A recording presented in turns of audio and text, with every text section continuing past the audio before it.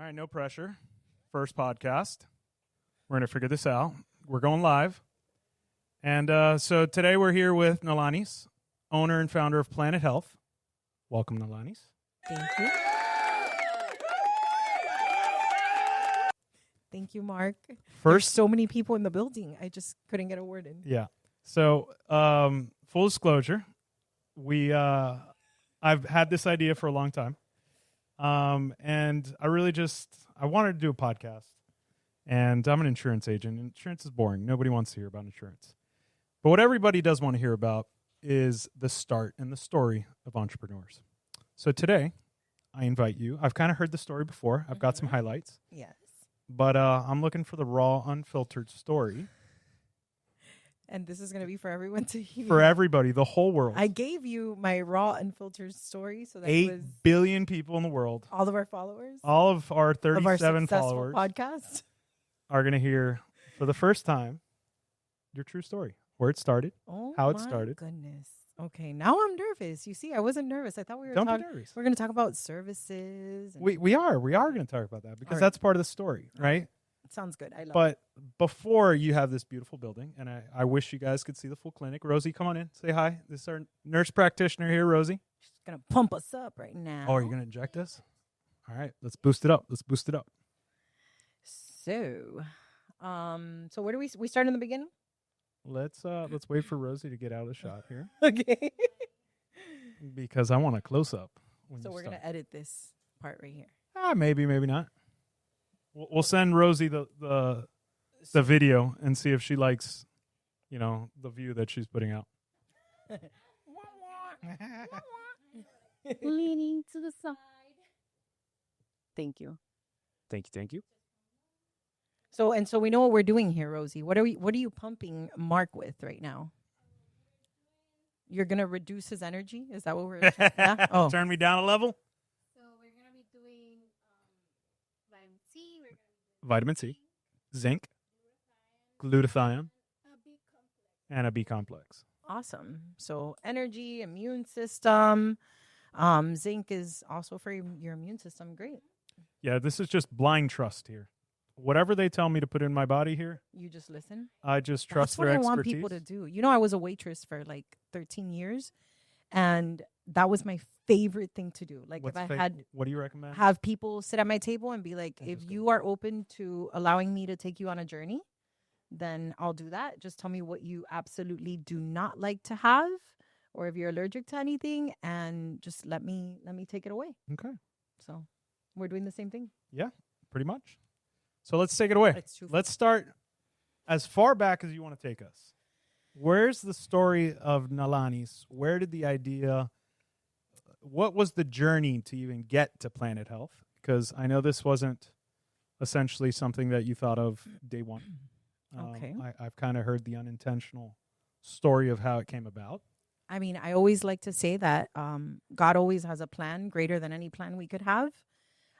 So a big part of how this journey began, I was very opposed to owning a medical practice that did physical therapy in the state of Florida, because what have we grown up listening to living in Miami, Le fraud.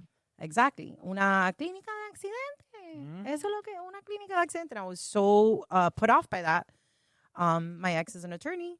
And I heard many, many times, like, we should open up a clinic. You should own a clinic. It would be great. It pairs really well with what I do.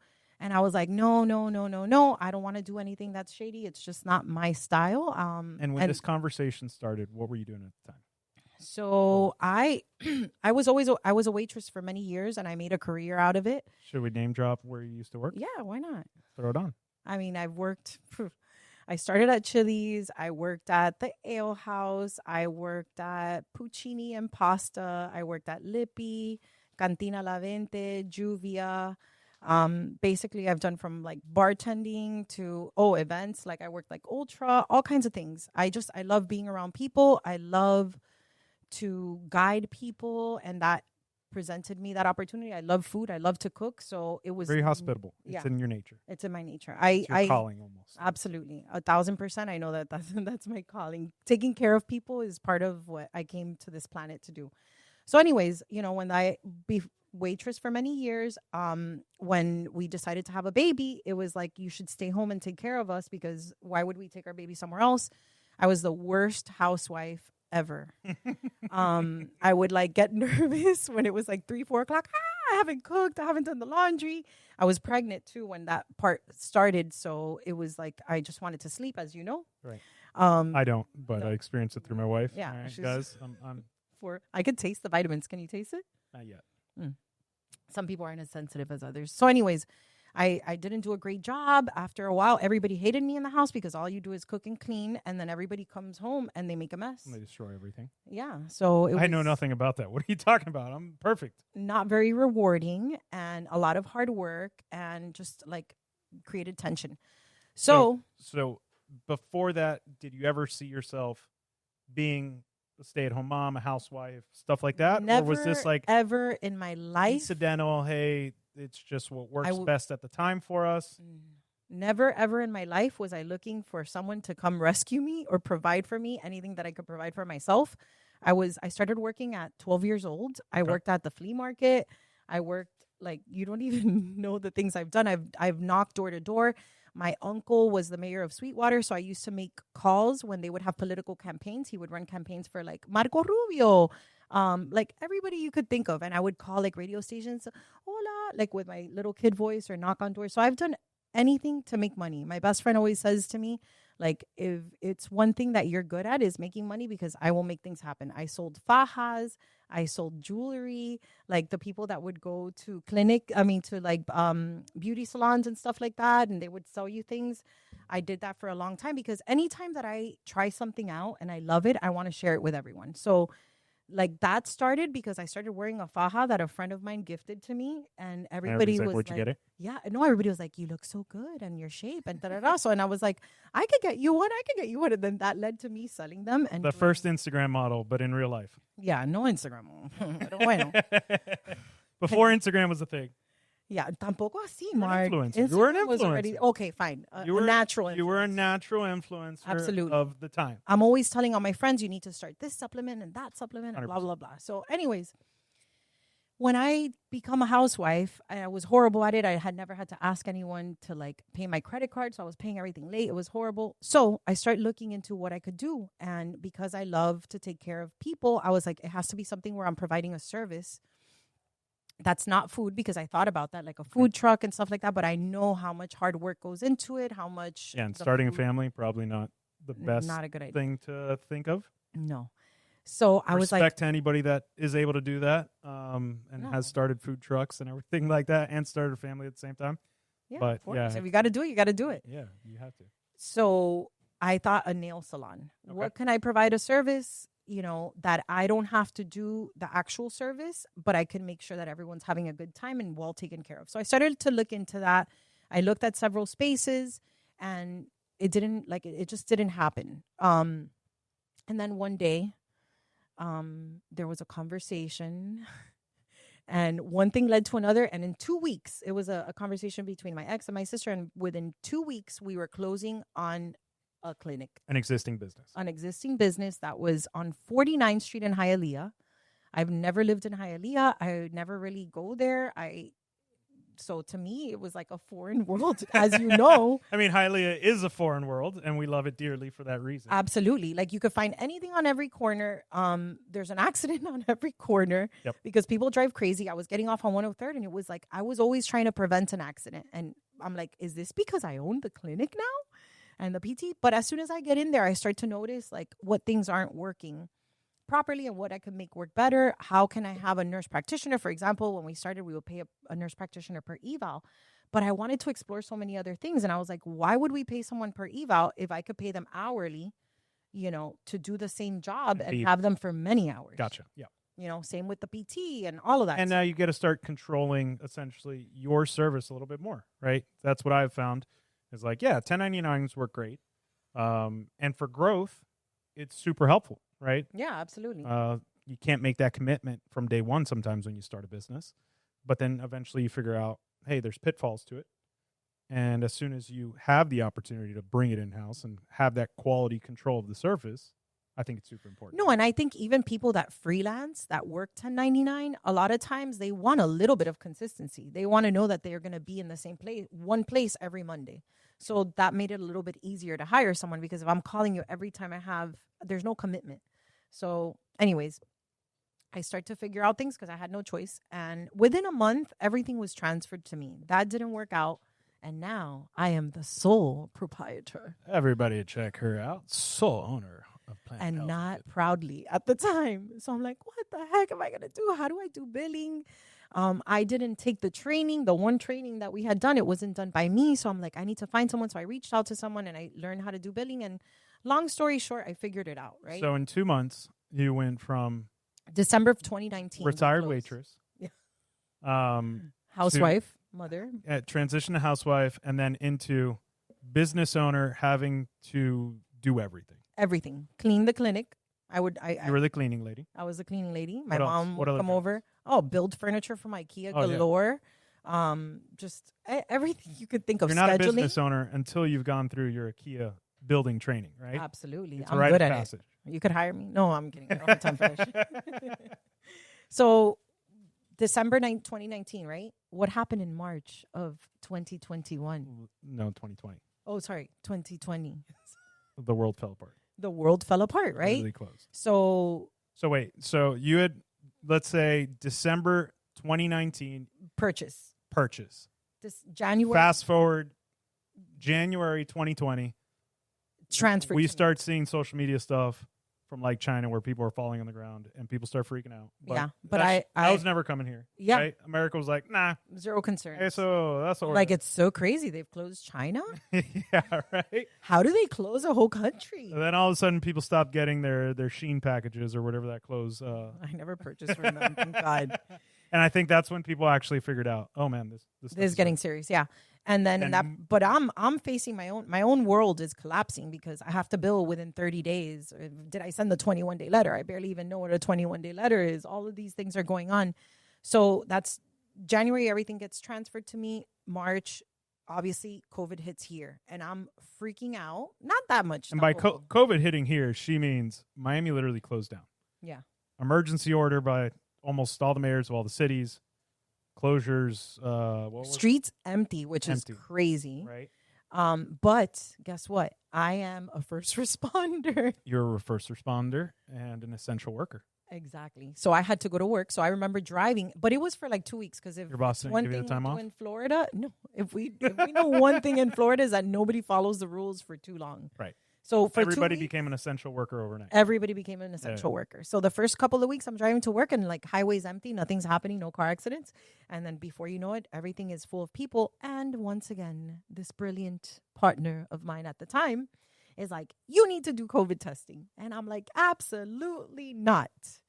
I am not going to endanger our family. I'm bringing groceries into the house and I'm wiping everything Wiping down Lysol wipes. with Lysol. Oh, yeah. wipes. You know, like I'm ordering food, Uber Eats, because essential worker. Right. And I'm eating that, but like nothing is allowed in the house. But the It's cereal boxes had to be wiped down. the cereal boxes had to Yes. be wiped out. Yeah. I So think we all did it. ridiculous. We're all guilty of it. Okay. Every time I think about it, I'm like, how stupid Yeah. were we? I mean, that's what we thought was helpful at the time. I mean, I remember Yeah. going to Costco and my mother-in-law, who was living in like, I don't even know where they were at the time, St. Augustine. What's up, Cozy? You need us?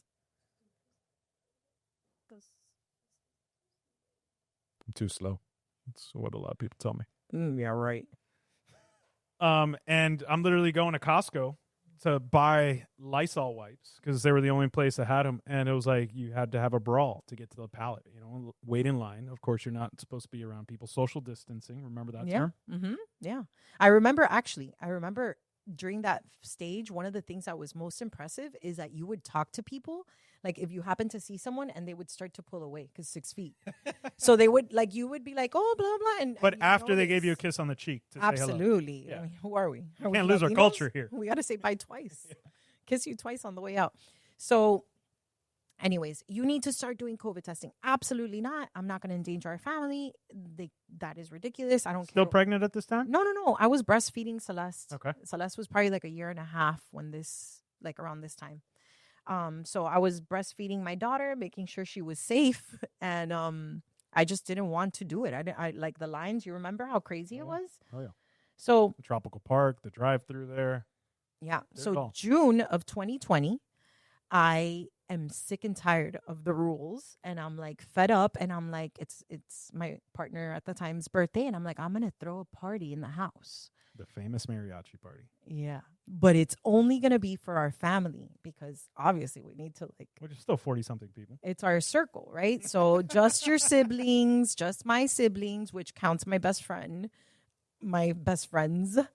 Los hermanos. Yeah, like so it's like 20 people. I'm being really good. It's gonna be 20 people. What Do happened? you hear ringing? Is that just me? No, I No. think you just Okay. hear like no sound. That- Like air. I smell coffee though. Yeah. Oh, that's what it is. Like I smell Cuban coffee, so I'm like the little muñequito in Looney Tunes that would go searching. Sorry about that. Back to our scheduled programming. Okay, so I Mariachi party. plan a party. Loves Mexican food, so I'm like all around Mexican theme. I hire mariachis to come to the house that used to sing at Cantina La Vente. I love to support small businesses. Plano COVID. Yeah, for real. I love to support small business. So a friend of mine that used to work there had opened a taco place, No Manches Que Rico, on 8th Street. I'm like, I'm going to order from them. Still Support open? small business. Yeah, still open. All right. Where's it out on 8th Street? On 8th Street and 60 something. Okay. Yeah. So Okay. got you, girl. Check it Still out. talking about you. So we ordered tacos for everybody. And then Diana, who's my chosen sister, is like, listen, I don't think I'm going to be able to go. I'm not feeling good. My throat hurts. But remember, what were the two symptoms that COVID? You had to have a fever Uh-huh. and you couldn't smell anything. A cough. Oh, cough too. Cough Yeah. was the other one. But yeah, and that was later on. Taste, smell, all that stuff. I don't remember the timeline. Fever, cough. Yes. And one of the symptoms later on was that you couldn't smell. So I'm like, do you have a cough? No. Do you have a fever? No. Your throat hurt? You probably just have a cold. Yeah, and you were in the medical profession for like 6 months at this point. So Four. 4 months. So you know Oh, no, best. like 6 months. you know best. You know? Yeah, I'm like the most. Perfect. Yeah. So Come on. I'm over. like, just come over. Just keep your mask on, okay? Just in case, just keep your mask on. but eat Mind some tacos and try them. We're all grabbing the tacos with our hands. And I thought it was super funny that I brought Coronas because coronavirus. Yeah. So whatever.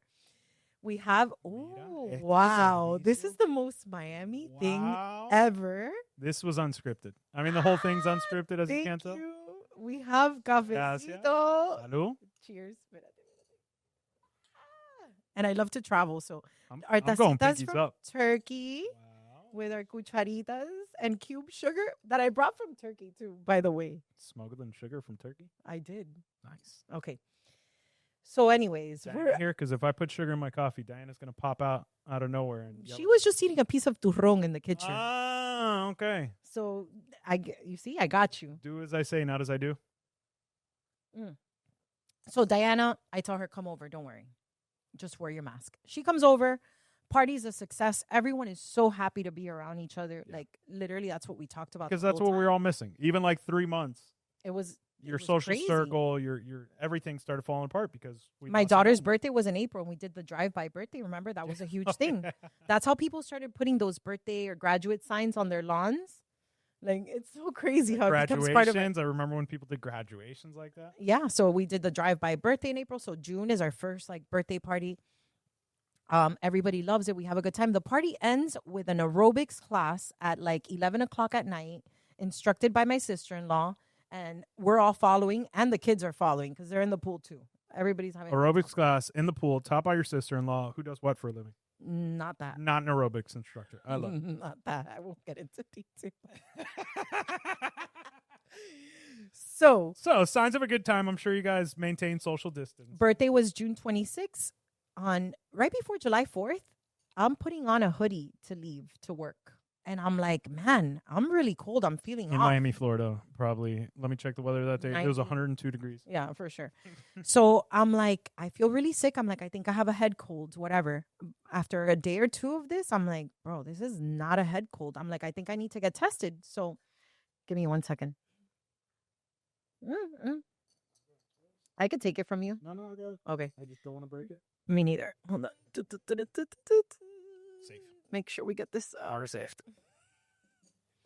So I need to get tested. So we reach out to one of the clinics that also would do PT, a business owner just like me, but they were doing COVID testing at their space, and it was like 2 minutes from the house. So we all do a COVID test, and it takes 2 weeks to come back.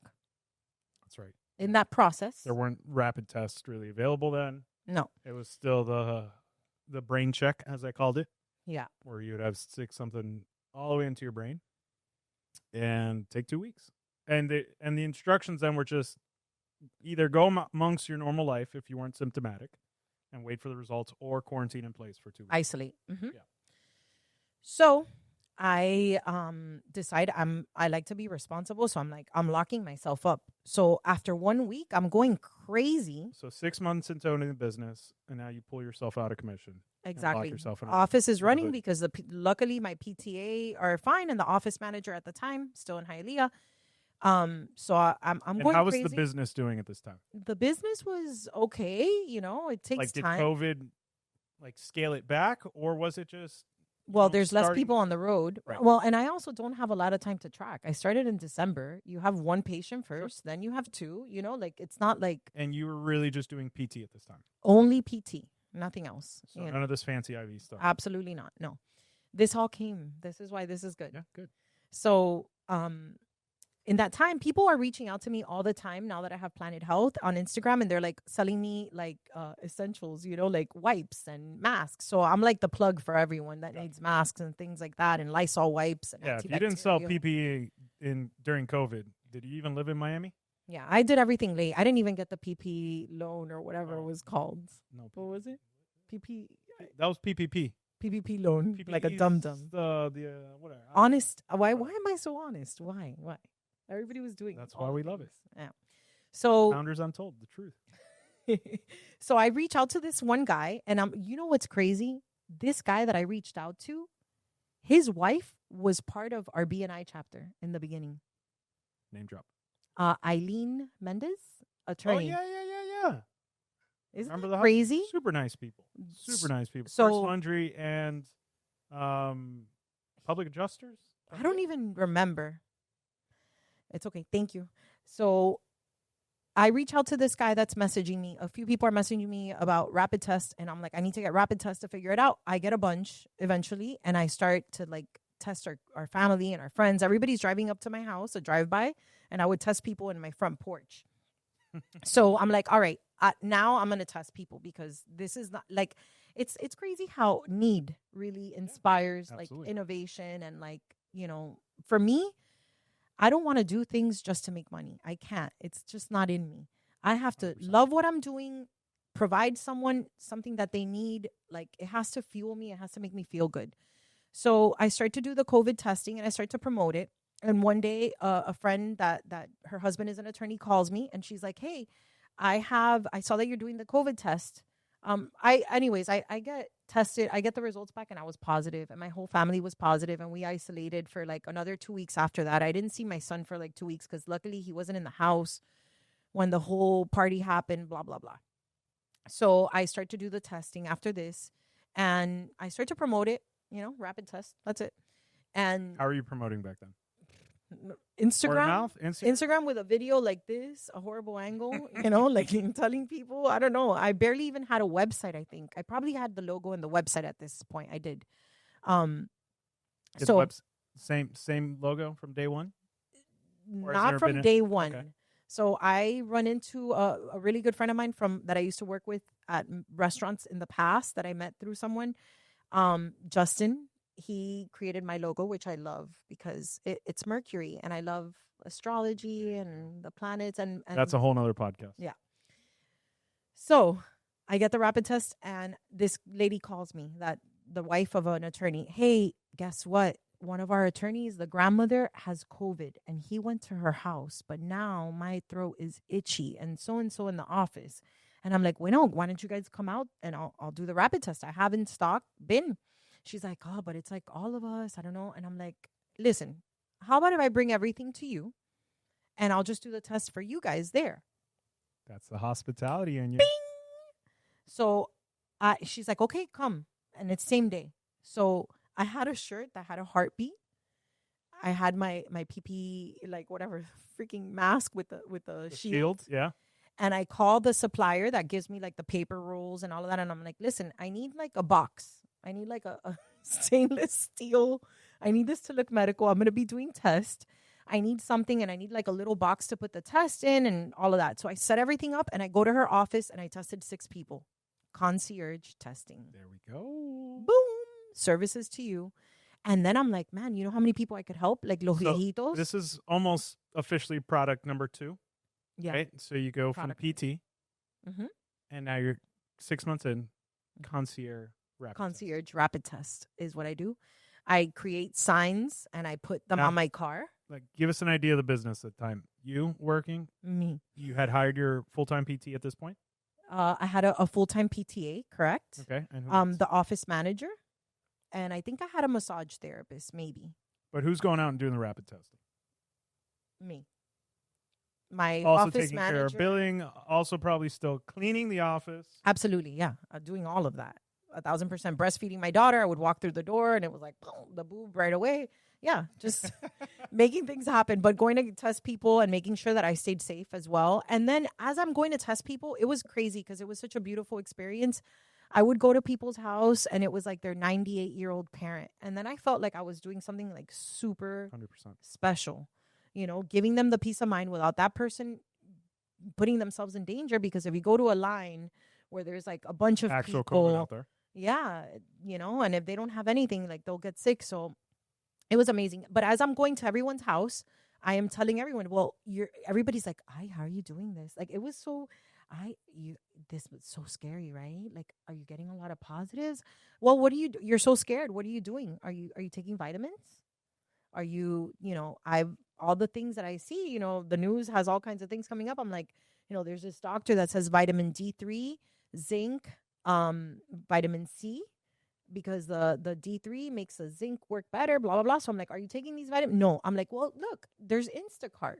Let me help you download this. So, and I get a little bonus, right? Oh, you're signing people up for the code. Yeah. So I'm like signing The them up Miami to hustle. Instacart. Love Bueno, it. I wanted to make it Yeah, of course. accessible Hey, you're to still them. helping people. But yeah, of course. You Yeah. don't want to go try and buy vitamins somewhere at that time. Everybody's scared. So I'm like, look, you just order it right here. Take it. You're not that scared, because I am definitely going to hold people accountable all the time. How scared you're scared? Are you doing anything to help yourself? Are you taking ginger shots? Are you taking your juices? Like, are you making sure that you Yeah, being protect in the best yourself? possible health you can be in, Exactly. because, So then I healthy. say this to my friend Justin, and I'm like, this has been happening and I've been helping people. And he's like, Nani, you need to create your own vitamin line. Product number 3. So I'm like, yeah, you think? And he's like, yeah, of course. Create your own vitamins. Like, if you're selling people from Instacart, like, why not just sell your product and you bring it to them? So I'm like, okay, let's do it. So we create a vitamin line and we sell exactly those vitamins: vitamin C, vitamin D3, zinc. And I feel like I'm missing one, but I want whatever. So it doesn't do that great, because you can be selling the vitamins while you're out there. But then I also look into the IVs. Okay. And then I was overweight at the time. So I look into HCG, which I had done in the past. Okay. So all of this is all the vitamins that I'm getting from Olympia Pharmacy at the time, which is still the same one that we use. I start to see HCG there and I'm like, man, get me some HCG so I could lose weight. So then I'm like, I could provide people with this. I find out about NAD. NAD is like a huge thing now. Yeah. Everybody's That is like common knowledge now, but nobody 2020? and I'm Obscurity. pushing it. Nobody wants to do it. I got my aunt to do it, and then it just sat there forever. So that's how the IVs came into play. So product number 4, and we're now what, August maybe? August 2020? I'd be lying to you, but yeah, probably around there. I would say August, September, around that time of year. And then, no, wait, because this gets really good. One day, they come to record a commercial for my partner at the time in our home. But we both are kind of like entrepreneurs, Our dog, we're bored, COVID. So we impregnated our dog. Sorry, people. I'm sorry, because I know people are going to come at me. Oh, she's a breeder. A breeder. Get ready for the comments. We were bored, so in December, now I remember, because the puppies were born like November, December. So around that time of year, I'm doing the COVID test. People randomly call me. I go to homes, but I created like little signs and they said like rapid test, COVID, call here, and it was my cell phone.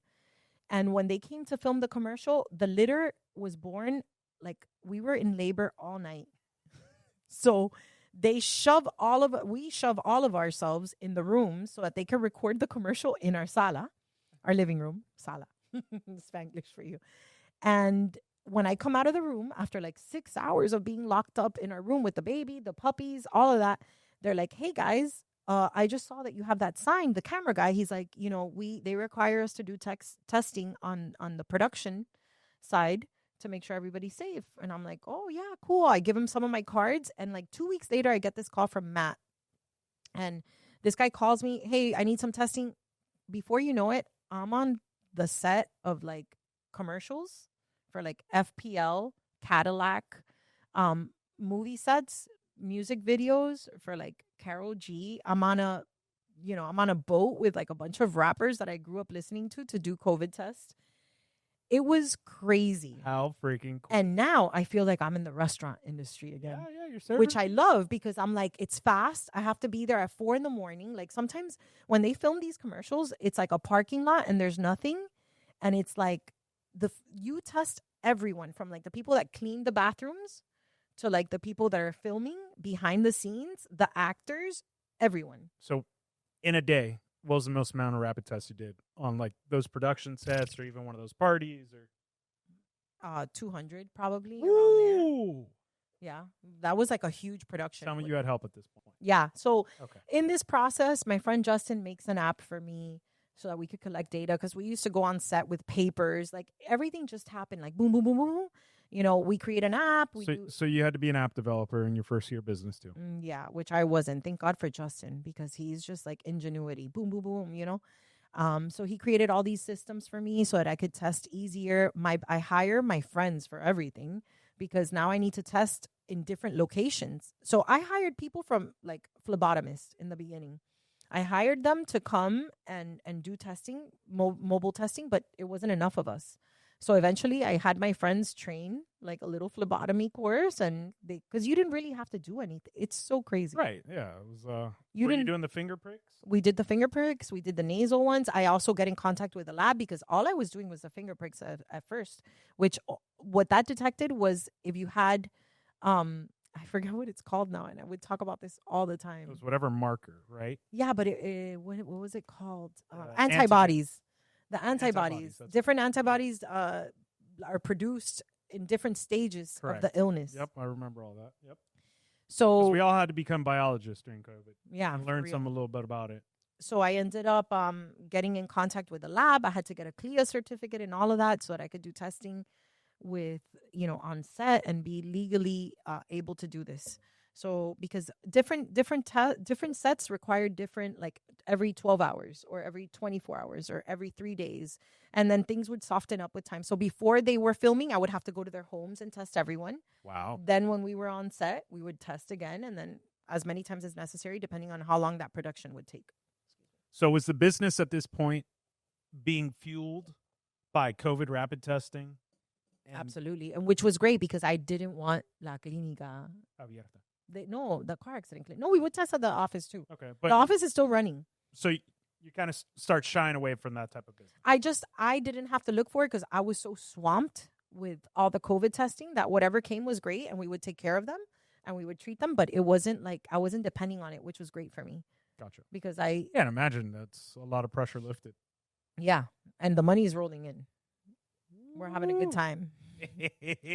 So, and I was That's why you didn't do PPP. And I wasn't scared of COVID at that point because I had been around so many people. I knew if I strengthened my immune system, I was going to be okay. If I was careful enough to not be in contact with all these people, I wasn't eating from people, like you knew how to handle it. So I wasn't getting sick all the time. You learned how to navigate the world as it was. And that's pretty much like what blew up Planet Health. So in that time frame, I started the space where we were at on 49th Street was a little house that had been converted into a business. And it's not me. The truth is, that's not your aesthetic. Yeah, my grandmother was a janitor in a hospital, and she did that with, so much pride. And always like, I couldn't imagine being in Hialeah as much. Like, it's crazy, but it was not what I was thinking. You know, I imagine like a beautiful center. And I'm sure, knowing you had a vision board. I didn't have a vision board, You but didn't it's have a always vision here. board? No, not a real one. No, I actually, you know what? I've never done a vision board. I have a feeling you're going to be doing a vision board after. I am. I have a little notes app that I'm prepping myself, because my New Year's starting in February, just so you know. Astrology. Yeah. Another podcast. Chinese calendar, not astrology there. So, long story short, I start to look for a space that fits my needs better, because I really want to go into aesthetics. Okay. I want to be able to do the Botox. At this point, I'm researching Botox for myself, because I bought the business. 2019. I'm 41 now, so I was like, what, 35? I did Botox for the first time at 37. Okay. So I'm Which like, for the modern woman is late. Is late. Yeah. So, but I start to see changes, and I'm like, I'm like, I want to do something. I always wanted to be natural, and like, but I'm like, no, I feel so young and I feel so good. I've lost some weight at this point. You want your image to match how you feel. Yeah.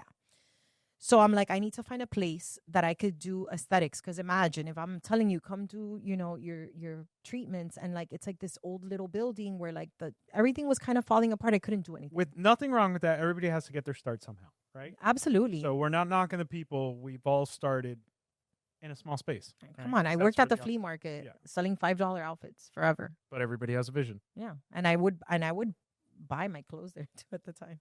So we start to look for spaces, and everywhere I go, it's kind of like not happening. And when I walked in here with all the glass, this is beautiful.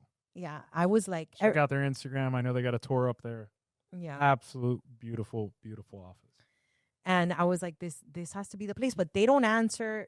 You know what ends up happening? I end up finding another realtor. I see it first, and that realtor is the realtor for this whole building now. He got and also my IT guy ended up being the IT guy for the whole building. So I always pull my people with me. When success comes, I'm dragging you with me. So I come here, and eventually, you know, trial and error. I tried a few different nurse practitioners, but people. And this is a big space. How many square feet? I think it's like 2,500, 2,500, something like that. You got the studio. You got the studio. What do you, I mean, the PT the studio. right? exercise room. The exercise room. And then we have the therapy. You have a therapy clinic. Mm-hmm. You got the cocinita. You got the massage room. The massage room, which is converted into my friend's. She's a therapist, mental health counselor. So if you need therapy to reach your goals, to work through things in your life, she could see you in there. My friend Yuri. Okay. Then you still have offices here. And then we started doing pain management as well. So we have a whole room for that. We have the facial room as well. Another great friend of mine. Beautiful, amazing space. Yeah, I love it. I'm so blessed. Well deserved. So grateful. Yeah. So here we are, Mark. I was going to call you. So you moved here. Let's see. I first met you, and I got to come to your grand opening. Well, that was not my real grand opening. Okay, that was your second grand opening? Yeah. See the secret? I never did a grand opening. That's what happened. And then when BNI was brought to the table, I was like, I never did a grand opening. It would be a great way. I had never done a party. Like, a lot of aesthetics practices do those. So it was like the perfect opportunity. And my friend that did facials, was an esthetician at the time, was renting space. It was like a new beginning kind of when that happened. So through BNI, actually. BNI STL. Yeah. Shout out. A delayed cue. He's also doing an IV. Diego's behind the screen here, looking fancy. So this space brought me the opportunity to get to explore all those things that I wanted to do. Like, because when I went to do the Botox for the first time, I was like, man, this place is beautiful. But, it took a couple of nurse practitioners to find someone. And one day at one of our meetings, Alejandro, the banker, was there. And he calls me later. He's like, my wife is about to be a nurse practitioner. She's just finishing school. And I was wondering if you need someone. I was like, I have someone, but I had just been thinking, like, the nurse practitioner that was with me at the time, she did Botox somewhere, but she didn't know a lot about fillers. Her availability was limited. It wasn't flowing how I wanted it. So I was like, you know what? Maybe God is bringing me an opportunity, because I was like, she's about to graduate. What am I going to do with that? But it was perfect, because once I met Rosie, she was super sweet. She had just come out of school, so wanted to do aesthetics, eager, And that's exactly what I needed. I needed somebody that 100%. could grow with me, that we could 100%. mold into each other, that we could have the same vision, So that's when things really started to like take So off Rosie started with you in this space in this space, correct? 2.5 years ago now? About, yeah. Beautiful. So here we are. We removed GLPs. Okay. So now, how much of the business is the aesthetic space for you? Honestly, it's I forget sometimes because and I love the PT as well. Because in the beginning, remember, I associated with all this like fake injury. Right. And so when you see some real injury and you actually see the results of helping people, that's got to feel great. I love it now. I love it. And now I see how these seeds were planted in me because my grandmother always wanted to be a doctor. She didn't know how to read or write. Like, she was one of the most amazing women that I've ever met in my life. I'm going to get sentimental. And I feel like things lined up. I never wanted anything to do with medicine. And like, here I am. Can you imagine your life without it now? I can't imagine my life without it. It's been, and I'm Crazy. so grateful to Vanessa, my partner at the time, because she planted these little seeds in me.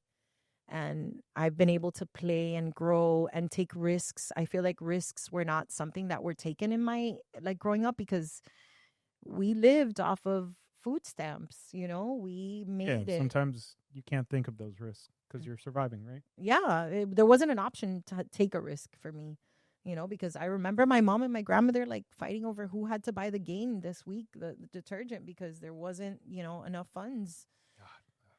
Yeah, paper towel. But I will say, my grandmother was always, tiene que ser Gain. Tiene que ser Bounty. Los papel. So like that level, the level of like going from Hialeah to coming here, it's always been in me. Everybody's like, oh, because you like all the good things. A ti te gusta lo bueno, a ti te gusta lo caro. But There's it's nothing wrong with that. No, there's nothing wrong with that. I'm expensive. I live by the motto, buy once, cry once. Yeah. And so I will buy good quality that lasts a long time. And that's how my grandmother was. She had La Tarjeta de Boudin and JCPenney. The JCPenney was specifically for me, for when back to school came. She would buy me. So I've always had that mentality. Buy my JanSport backpacks at JCPenney. Yeah. Oh, and do you remember service merchandise?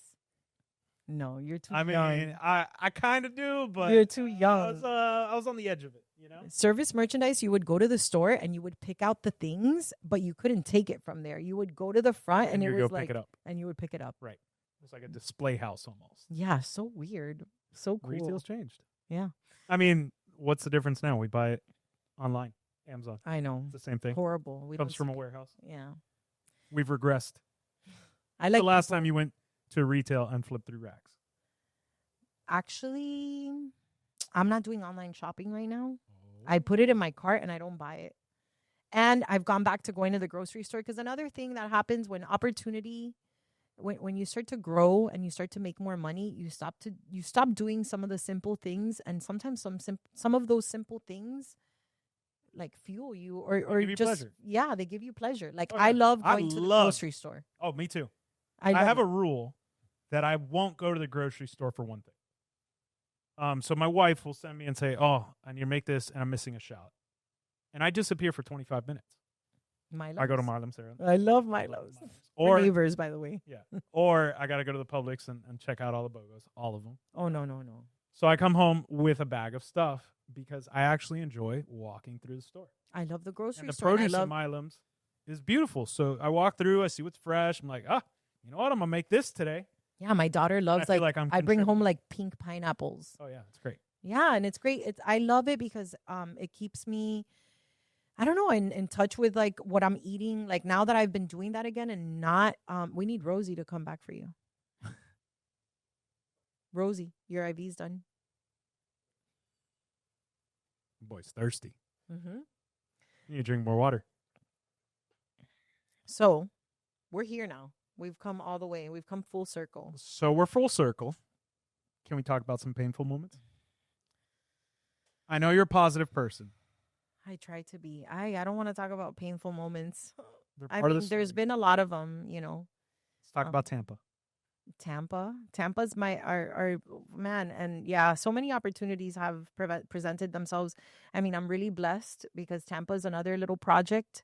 And, when we were talking in December, I was contemplating not having Tampa anymore, and we're not there right now. So things can change very quickly.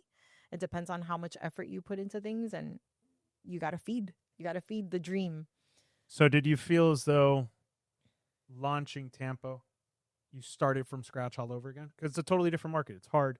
You can't build off the clientele that you have here, per se. At all. Yeah, no, it So even though it's the same business, whole brand new one, right? Ingenuity. You have to figure out how to, like, the dynamics worked perfect in the beginning because we just started to go all the time, but we weren't focusing on the right things. So I think it's taught me a lot of things. It's taught me that you have to network. I think BNI has taught me about networking a lot. It was one of the reasons that I said yes when my brother-in-law, Jose, came to me and told me about it. You got to knock on every door, and you can't get tired of knocking all the time. It never stops. Yeah. No matter the level. You talked about making more money. Mm-hmm. But and also one thing that you can't ever stop doing is selling. And you also not lose. You investing is part of it. Sometimes there's that risk that 100%. And you can't stay stuck on that.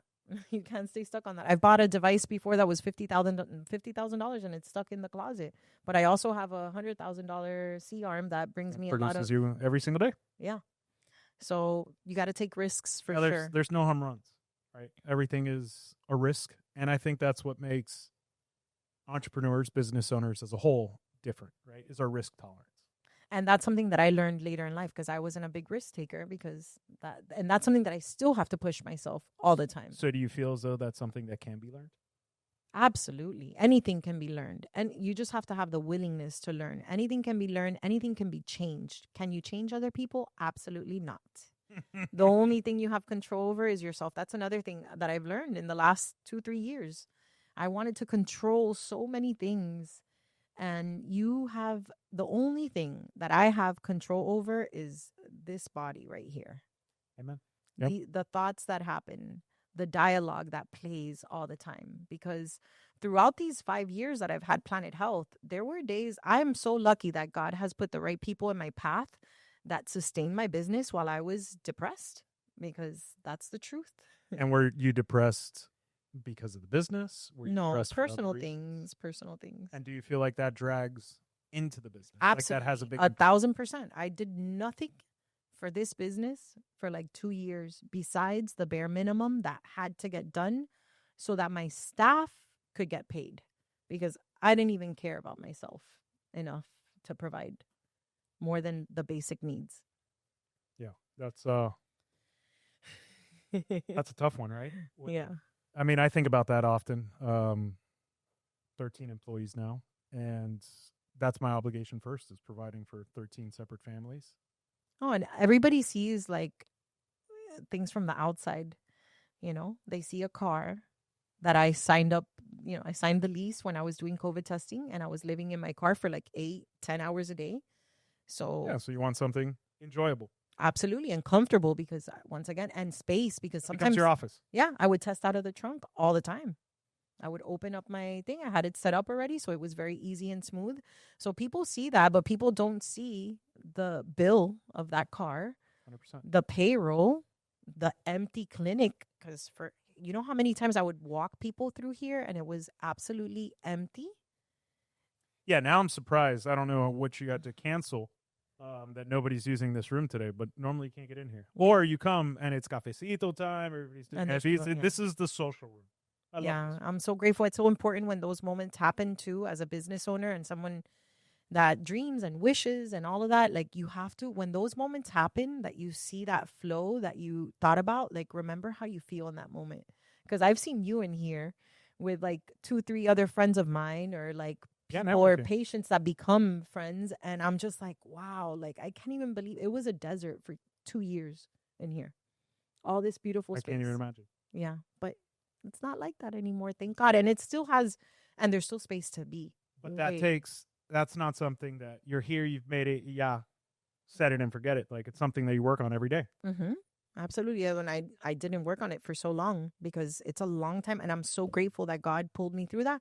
And the people that I had around me, even my staff, would let me like coast. And a lot of times what I would do is just come in. At least if I was here, then they fed me and I fed them, literally fed them, because that's another thing I do. Yeah, you love bringing food. I do. I feed my staff. That's one of my favorite things We're I do. at a med spa, and she's like, "You want a croquetica?" No, today it was chicharo, arroz blanco, y pechuga de pollo that I cooked this morning for my daughter and my staff. Delicious. Yes.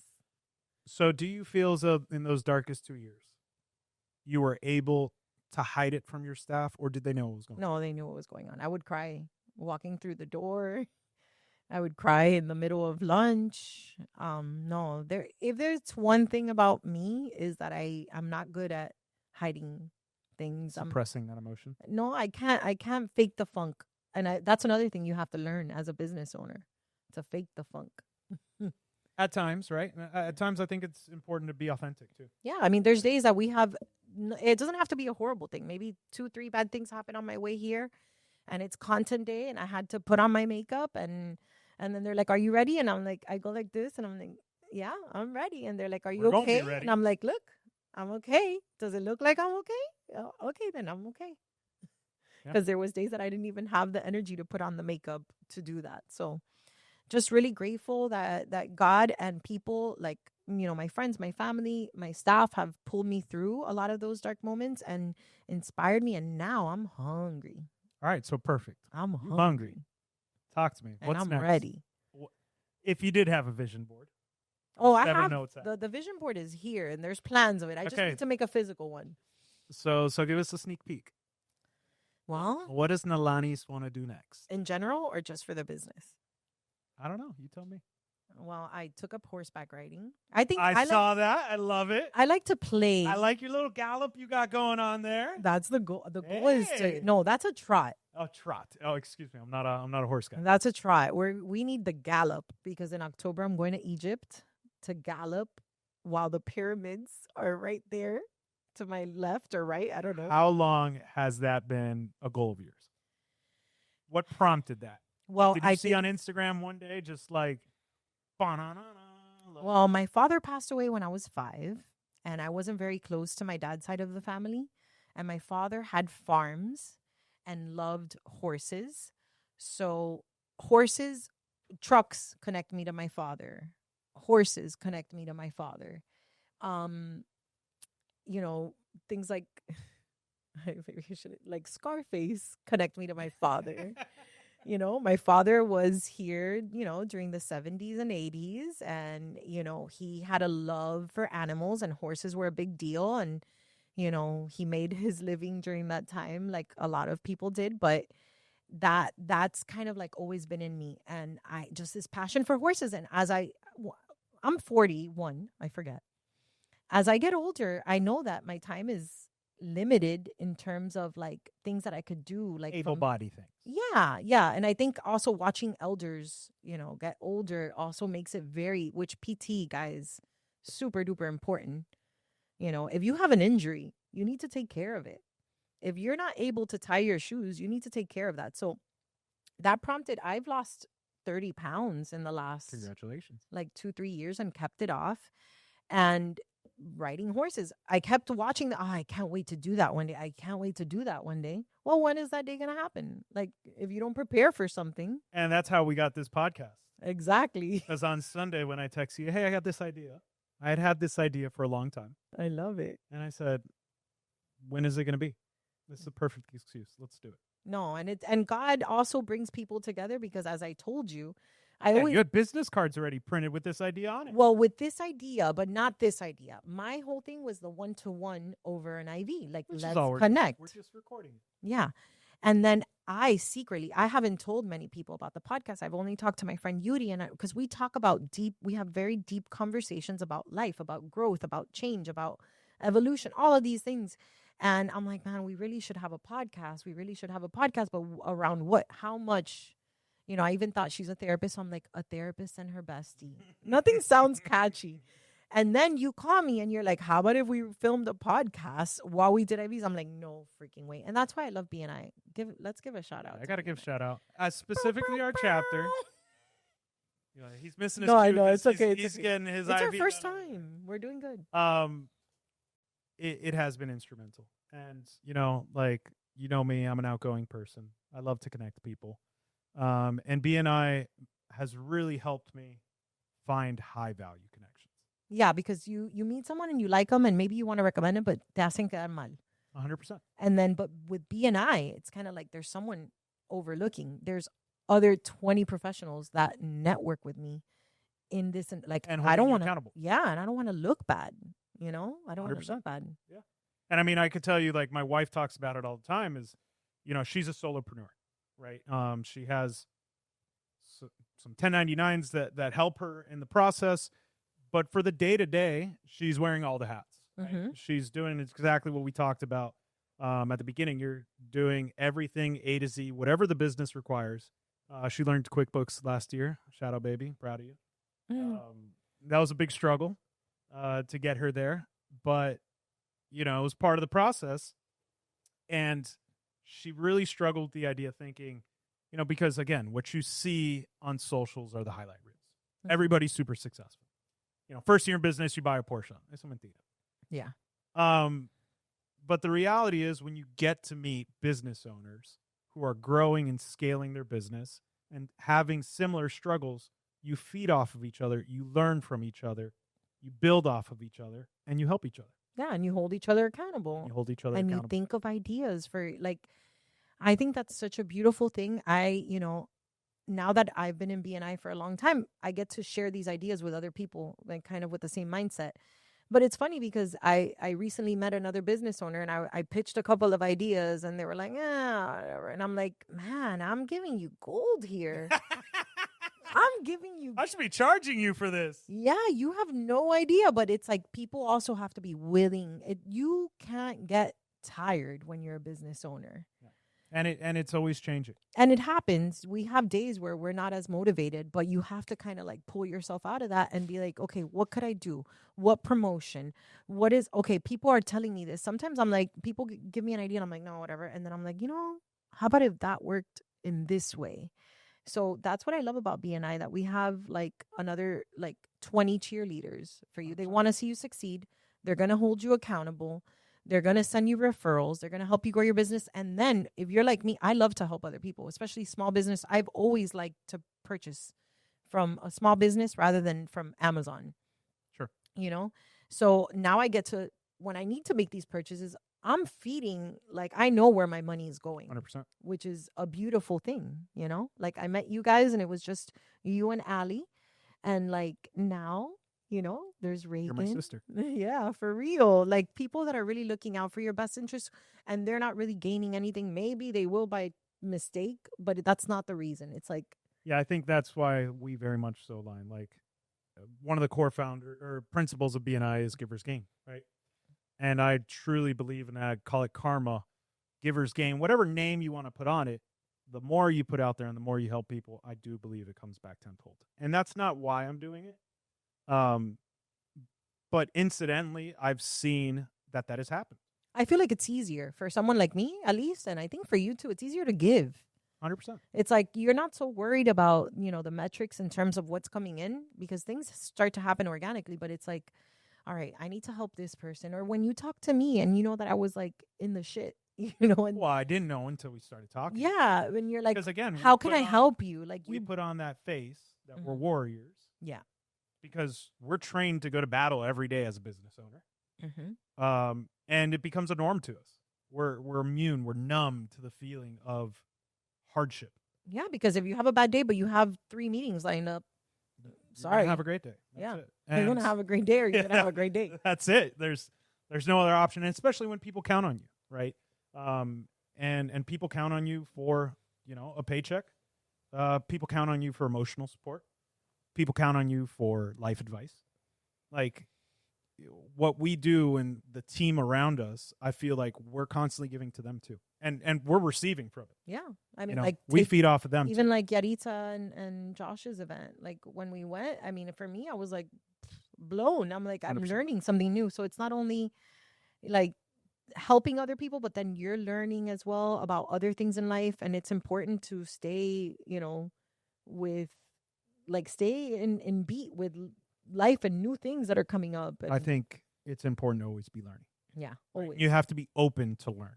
More so than anything, forget the learning. You got to be open to learn. Because you could sit in a room and hear new things, but if you don't have an open mind to be able to actually think about what's going on and have that conversation, ask questions, are you really learning? Are you really doing anything? Or are you just wasting your time, right? And I think that's how I kind of start to get put off by people. I don't mind giving you the same advice 10 times. If I see that you at least tried, let's say, oh, I never say no. You tried to say no here and there.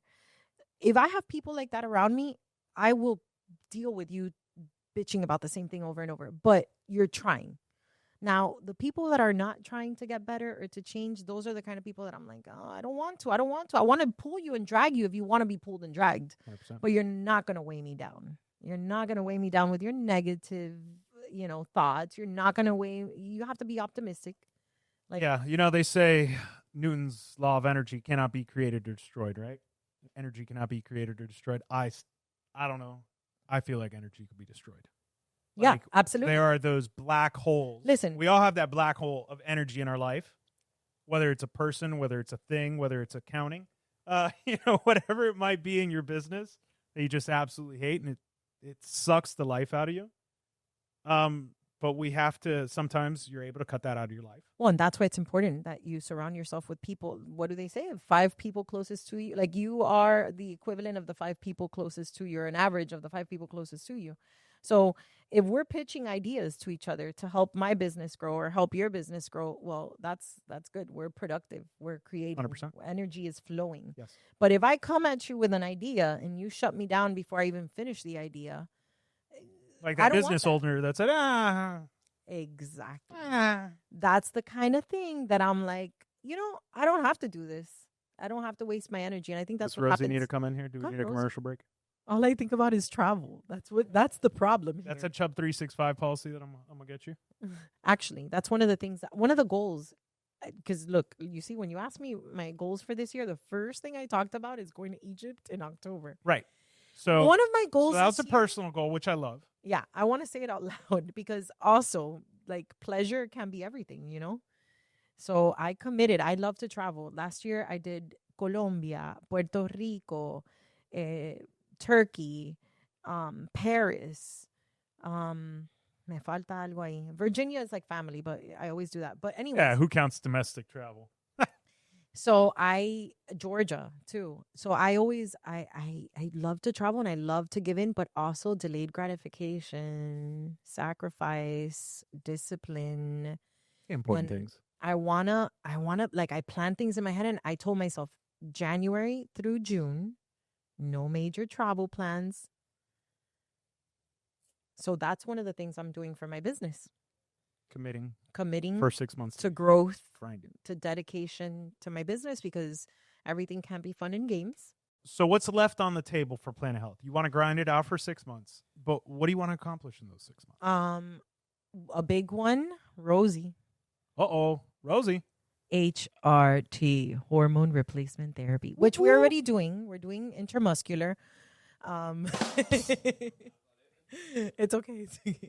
So I love hormone replacement therapy. Okay. I am a patient myself. How's it worked for you? Oh, I love it. I love that.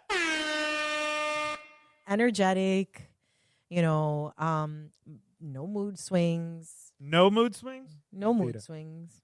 No. Like it stabilizes you if you did have mood swings? Because I mean, therapy. I'll put this therapy out to a life. lot of people right now. And you'll get 1 million customers. That comes, if they listen no to mood swings guarantee. No. That comes with therapy, life coach. Okay. So it's a whole package. Work, talking to yourself, But yeah, a lot of muscle gain. That whole being depleted all the time. I feel like as we enter our 40s, that's better. As we enter our 40s, we start to become like less energetic, and you're like, why? It's really hard for everyone. I feel like for women, it starts from like 37 to like 40 right there. Like And that's, everybody's different. yeah, for sure. Exceptions to everything. And for men, I feel like 45 is around the time that like they start to like, they want something, because it's hard to deal with, like, especially as an entrepreneur, that you have to go, whether it's like 6 meetings in a day or focus here, then networking event, then, Yep. BNI meetings, whatever, it's go. So it sucks when your body can't keep up with the list of demands that you have or your ideas, and with hormones. And again, you have to be your best self in order to feed a business. Yeah. So testosterone replacement has been great for me in my life, and it's really helped me a lot. So I love to be able to offer that, for my patients. So what's stopping you from offering HRT?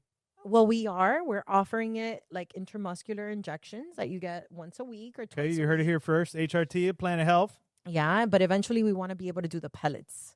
The difference between the two are intramuscular injections. You're going to come in weekly, or you could take the plan home with you, and you're going to have to inject yourself either in your gluteus or your, thigh muscle or your deltoid. But when you do the pellets, you go once every 3 to 6 months, depending on what you want to do. And for us that don't know what pellets are. So pellets are a little tiny, like, all right, let's let Rosie, rice. because I feel like Go ahead, Rosie. Pasa. it's a Teams. If you grab my cell phone, you could probably send them the invitation, but just have them reach out to Andre directly and say, hey, I need to take over this call for Mark.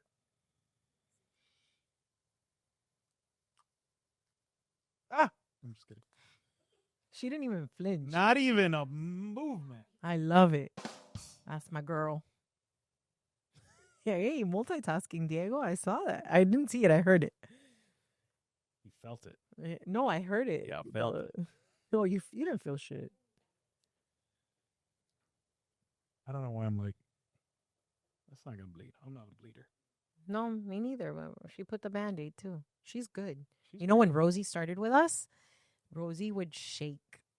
No way. Yeah. Yeah? She would be like going to put the IV and her hand would be shaking. I am so And now it doesn't even flinch. She is, she's an all-star. Rosie, since I had to talk about all my stuff, we were talking about how badass you were and how nothing hurt. And I'm like, when Rosie started, she used to shake. And now she's like a little baddie. I love to see her when she's like doing like fillers and stuff like that.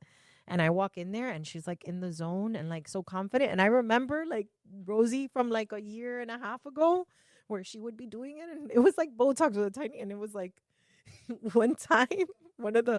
Now she's Stone Cold Killer. Yeah, now that's it. She was nervous. It's normal. And now you have the confidence. That's all it took. Yeah, BNI meetings. I mean, I don't know. Like, there's times it's weird because I usually don't have any issues talking in public, but that's a completely different setting, right? Yeah, I mean, it's with 20-something people that are professionals that you respect, staring into your soul.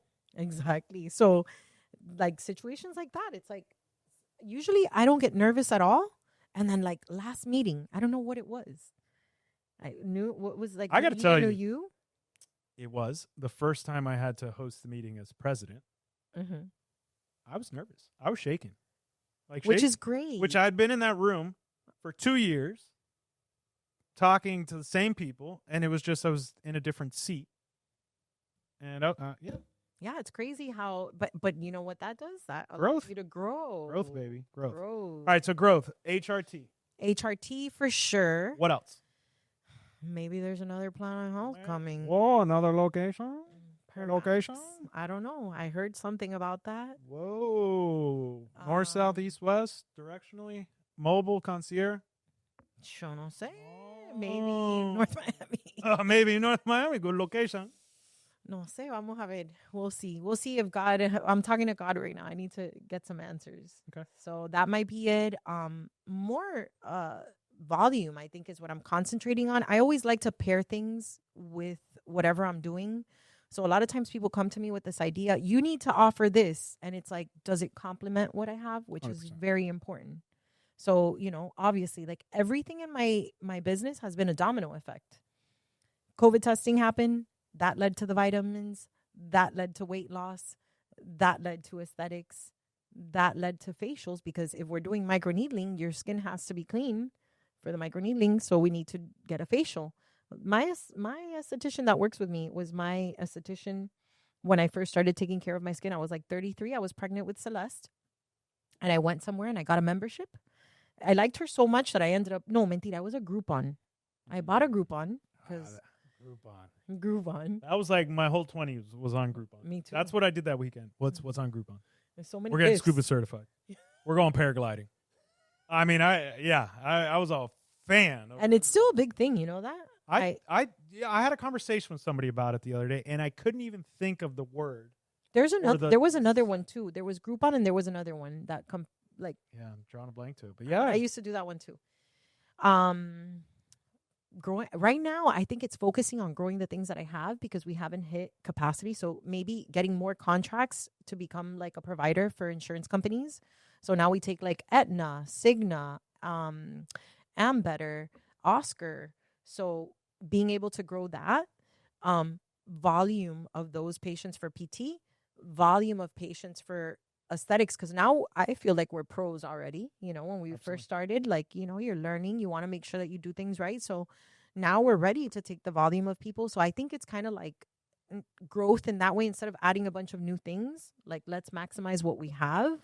The inventory, hair restoration, that's something that's huge. And we have exosomes that we do the microneedling with, and it helps. It's not, I can't take a bald person and make them have hair. But if your hair's thinning, man or woman, we have options for you. Don't wait till it's all gone to come to me. Yeah, can't wait till it's too late. So what do you think is the biggest objection from somebody walking in the door? Do you think people think that the service is out of their budget? Are they timid and they don't know how to walk in?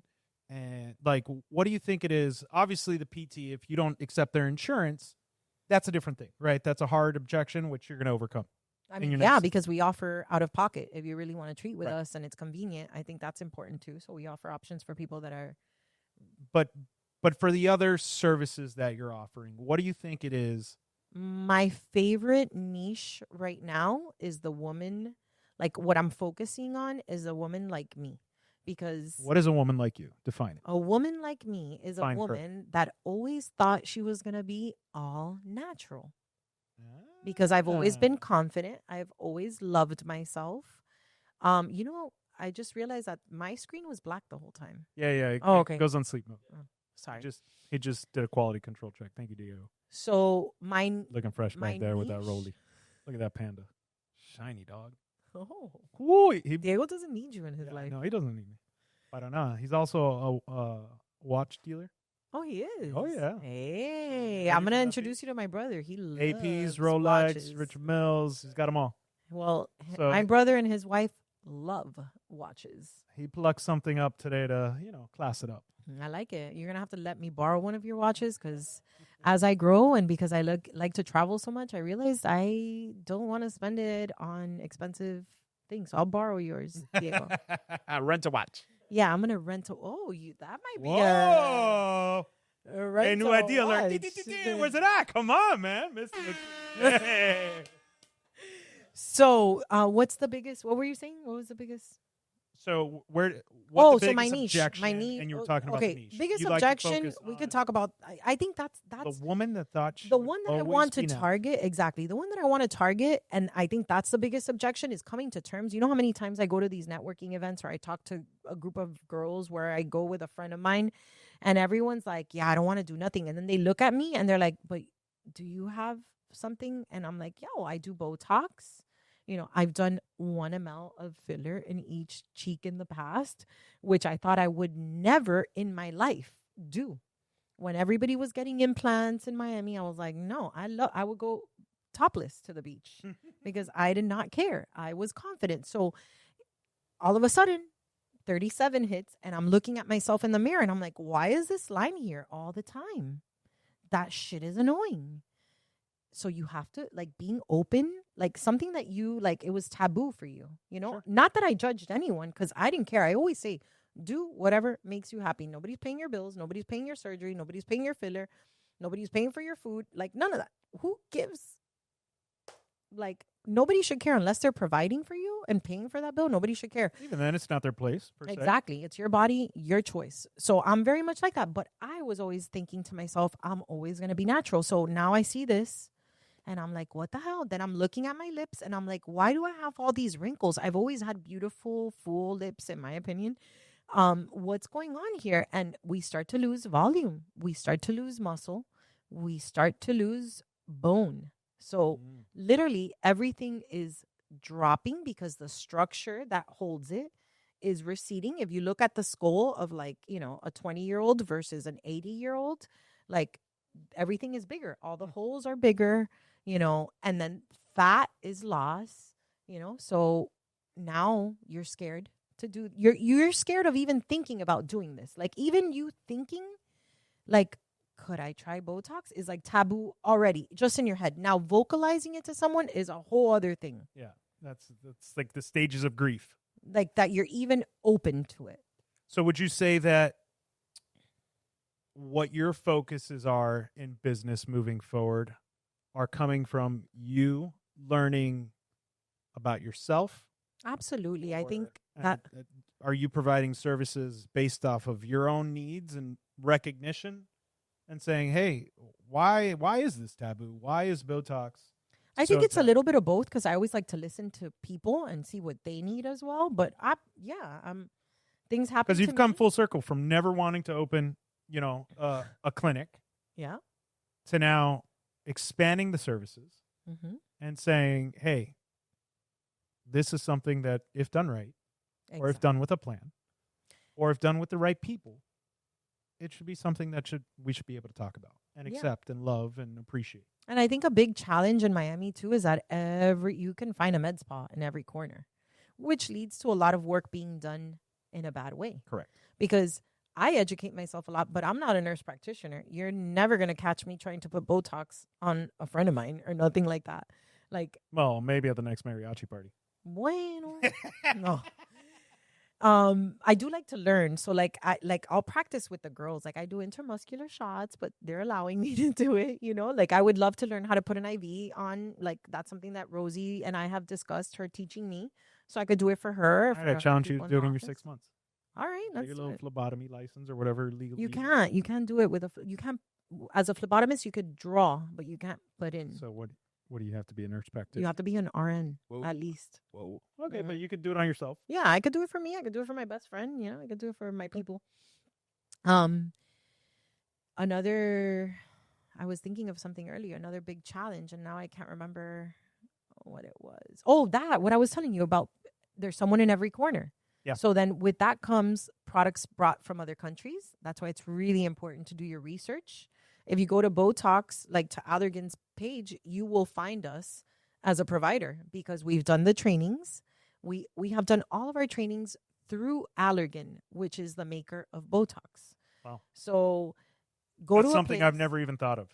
Like knowing the source of the product, the brand name probably makes a difference, right? Or at least the quality control is what those brands probably say more than anything. Right? Yeah, for sure. There's different toxins that you could use to do the same thing that Botox does, but being educated enough to know when you use Dysport versus Botox, versus Xeomin is very important as well. And you do other more, let's call them natural things instead of Botox. We do. We make filler out of your plasma. Beautiful. So if you are a natural girly that wants to do, or natural guy that wants to, coin that right here. Man, that happens too. There's I know men that are like 40 something, 50, and they divorced, lost a bunch of weight, and all of a sudden their like face is drooping. Why? If you feel young, if you started working out, you lost all this weight, you started taking care of yourself because you became the priority after having a family. Why not look how you feel? 100%. Why do you have to look like someone? So aesthetics is not just for women, and I think that's a big thing that is people are coming to terms with and starting to open up more about, right, is men are entering the med spa space Absolutely. as patients a lot more frequently, and being open about it too. Yeah, and I think a lot of that's something that came up too in a networking event for Diana. You know, she met this guy that had recently been divorced, and a friend of his took him somewhere, and they did filler and they did Botox and all these things. Like, why not? Like, why not? Yeah, 100%. I mean, I thought when I did Ozempic with you when I first met, and I wanted Jose. You won, and you won. And I won a free session or cycle or whatever you call it. A protocol. And I was like, I don't know. And it took me like 6 months. And then when Jose convinced me to do the triathlon with 60 days notice, I was like, another BNI. Another BNI guy. I was like, oh, man. And pushed you and motivated you. I love that. I was eating pizza and drinking beer on a Friday night on the sofa. And I was like, well, I got to lose this weight first, because if not, I can't run. And I lost 26 pounds. In 5 weeks. I was also working out like a fiend alongside of that. Yeah. And I was able to run 3 triathlons, small ones. Right. I'm still not a runner. Little mini, the sprints. Jose still did the international, double my distance. I'm a little bitch boy on the triathlon circle. There's that did a triathlon. But still, it was a big thing that I never thought I would do. Exactly. And something just as simple as doing that semaglutide was the motivation. I was like, I don't want this to go to waste, right? I'm going to do something. If I'm going to do this, I'm going to pair it with exercise. Exactly, because you didn't want to just the most out of it. Use the GLPs to just drop the weight and then get back to it, 100%. which is a huge thing for me. You could go and do GLPs anywhere in Miami. You could find someone, you could have it shipped to your house. The difference when you come to Planet Health is that, first of all, we're going to use it as a tool to change your habits so you could have sustainable results. You do not stop using it and gain all the weight just because you stopped using it. You went back to your habits. Yeah, your bad habits came back. You went back to your habits. And that's why it's really important, like for me and with my platform, that I educate people and empower them to use these tools to change their lives, because we want to be the healthiest, most fit version of ourselves. And what I do and what you get with me is you pay for your package. It might be, if it's semaglutide, it's $350. If you want to do tirzepatide, it's going to be $585. And that could last you from 4 to 6 weeks, depending on how we use those units. But what you're going to get with Planet Health that you're not going to get with all those other people is that I'm checking in with you. And I could show you. I'll send you meal ideas. I'm going to hold you accountable. We're going to prepare when you have a trip in Spain. You know, like one of my patients, what are you going to eat? Like, let's make sure that we think this through. You just made me think of like pan con tomate. Oh my God. But I'm a foodie. See, before you have the pan con tomate, like we want to make sure that you have some leafy greens or some, you know, like it's just kind of not like overeat the wrong things. Exactly. Indulging in those things. Like if you used to eat a whole dessert at the end of your meal, then now when you go out for that meal, you're going to have 2 spoons full and you enjoy it a lot more. Yeah, that's what I realized is it's all about portion control, right?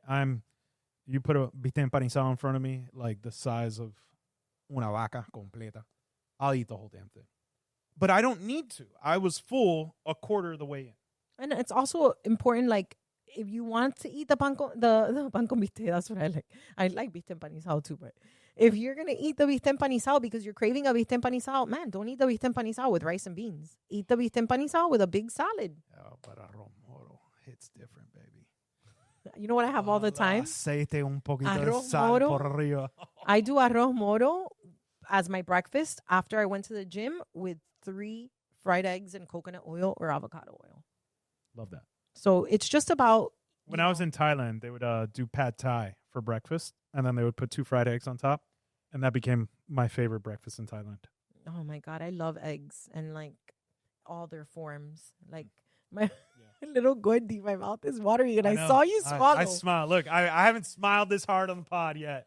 Yeah. But I love food. I really do. And it's all about that relationship with food, right? And respecting it. That's it right there. Knowing your limitations. And I think what the semaglutide did was, hey, you could still enjoy it all. Mm-hmm. Because you realize that in moderation. As much, exactly.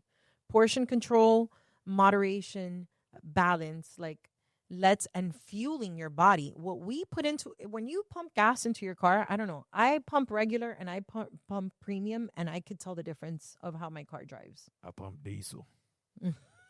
America. You were Diesel. waiting for that. So same thing happens with our bodies. If we have, It's 9-day difference. pancakes for breakfast. Look, yesterday I went to a business breakfast and they served me, I got like a scramble and it came with toast. I ate the toast that I normally don't eat. Less processed is better, as natural as the food comes. And I was dragging for like 2-3 hours. My body does not process that the same as if I eat sweet potato with 2 fried eggs, 3 fried eggs, and some avocado, because I have a healthy carb.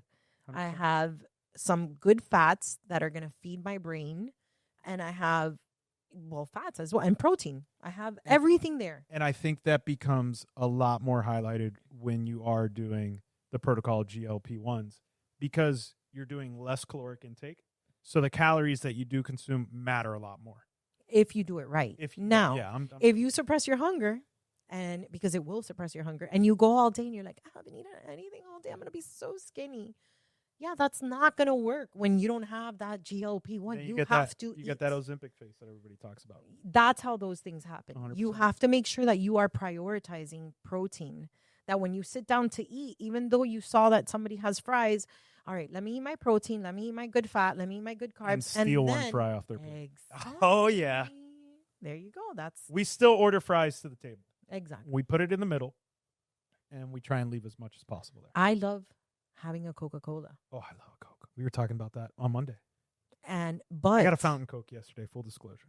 And a fountain Coke is just different. It has to be a styrofoam cup with, which I hate styrofoam. But when I was pregnant with my son, I was obsessed with chewing ice, and it had to be in a styrofoam cup. The crunchy ice. And I would carry that styrofoam cup for days. So yeah, like, you really are craving it, have it, but don't order a Coke every time you go out. Yeah. Also, Diet Coke. Diet Coke all of it is trash. Diet Coke is poison for your body. But you know what? If I'm going to have my pizza night, with my daughter, because she loves pizza, I'm going to have a Diet Coke. Balance. It's toxic. All right, since we're neighbors, what's your go-to pizza? This is not going to be good because my daughter loves Papa John's. It's okay. You could say Papa John's. Papa John's. No harm, no foul. I like a Domino's crust, like the garlic crust on Domino's. Nothing wrong with that. No, not my go-to pizza, but I like it. What's your favorite pizza? Now that we're talking about pizza, I do a Brooklyn pizza right there next to my house. Well done. A pizza, no. A pizza Brooklyn. A pizza Brooklyn. You're right. Brooklyn pizza. I don't know. It's on DoorDash. Yeah. A pizza Brooklyn. Yeah. Yeah. I had that and then Matsuri's next door there. And I don't think it lives up to the hype. I don't think so. I went one time right after I moved to the neighborhood, and everybody, Matsuri. I don't know. I got to go back. I've been back like 3 times. I've given them a shot. I don't think it's that worth it. And then what's so funny is during like Art Basel, that place gets packed with all these tourists that come. Oh, yeah. And like they're dressed to the T. And I'm like, and they're waiting outside. In a strip mall. And I'm like, I mean, okay. To each their own. Good for them. Welcome built to Miami. A following and a cult. And then there's someone walking with chancletas and in their pajamas. Me. Oh, my God. We're going into Hayes Hardware. No. With greasy hands. Do not do that, please. That's me. No chancletas. Oh, no, that's not true. Chancletas are okay, pero... We're in Miami. I live in chancletas. Anyways. All right, so we got some growth in your existing products, offering a new product, horseback riding. What else is important to you, let's say in 2026 as a whole? I mean, I think what I've focused on over the last couple of years is just healing myself. Okay. Would you say that's your biggest challenge in business now? Or have you overcome it? It probably is one of my biggest challenges because it's really hard to choose my business over myself. 100%. And sometimes it feels that way. But I've also implemented things like I used to go work out after I dropped off my daughter at 9 a.m., which would lead to me going home and cooking a nice breakfast and then getting to the office at 1 o'clock. Now I wake up. My mom lives next door to me. So I wake up at 5 a.m. I have her come over and I go to the gym at 6 a.m. because, I Mix up the schedule and get into the office a little earlier. get into the office a little earlier to create some productivity and to make sure that when my daughter gets home from school, I'm there shortly thereafter. Balance. I think discipline, more discipline. Discipline. Fuck motivation. Yeah, you have all the motivation. It's there. Well, and sometimes it's not there. So what happens? You quit? True. You don't do it? Yeah. I've listened to 2 podcasts this week that have contradicting. Like, I make sure every slot on my calendar is full, was one of them. Okay. And the other one that I listened to this morning was how they want to make sure that it's as, like, their personal assistant, their job is to keep it as empty as possible, because if you're in meetings all day, there's no opportunities. are you having ideas? Amen. If you're talking? Yeah. No, I understand that conflict 100%. But you could block off brainstorming time. Yeah. Or personal. Well, and it's finding that balance. Right. What works for you. Right. And what system works for you. Everybody and for me, has to find a system that works for them. Yeah. I think I need system, free time, and like system, because if I go to bed at the right time, then I'm more productive the next day. So just getting more, tight with my schedule so that my performance could be at its peak. Creating space for emptiness, which leads to less phone usage, which I think is a huge thing that we all suffer from. How many days did you go without a phone after your phone device? I went 3 weeks. 3 weeks? Almost 4. It takes 21 days to break a habit, but guess what? You're back. I'm not back 100%, but yeah. Yeah, but I still can't believe you did 3 weeks. It was amazing. Way to go. Give me the or clap clap. I mean, 3 weeks. Yeah. That was impressive. Yeah, pray for something hard enough, and if you don't have the will, like, I'm always like, man, I've prayed, but it's not happening. And sometimes I don't know that I have that strength. I don't think I could do it. I'm honestly sure you could do anything. I know I could do anything. I don't know that I want to do it. Okay, you don't have to do it. It's a personal thing. Yeah, no, that's like a heroin addict quitting heroin, like cold turkey. That's what our phones have become. True addiction. It is. It's for everyone, and I don't care who tells me that it's not, which most people don't tell me that. Most people are like, oh my God, yeah, it's true. No, I do the same.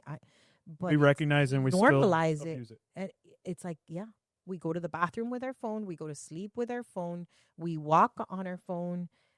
We have conversations with our friends while you're scrolling on your phone. And that's what I don't want to be. I want to be present in my life. Present. I want to be present. Okay. I want to be present. If my daughter talks to me, I want to hear her. But like, listen to her, not hear her. Because want is one thing. Right. But, when you're listening to the stories. That's what I'm working on. So when I'm spending time with Reagan, not being on the phone. No, because she's learning. She's watching you scroll. Yep. And my wife has done a good job of pointing out when I'm breaking my own rule. They're learning. That's how I can't believe when people, and I think that happened from being in the service industry for so many years. And I think that's why I'm so aware of it, because I would watch people go and have $1,000 meals. And they're on their phone the whole time. And then the kid is like this with the headphones. And an iPad. This was on I think it was on Monday. I went to a meeting. And I always look around. I'm very observant. And there was a kid, the couple's eating. They were all overweight. And the kid is scrolling.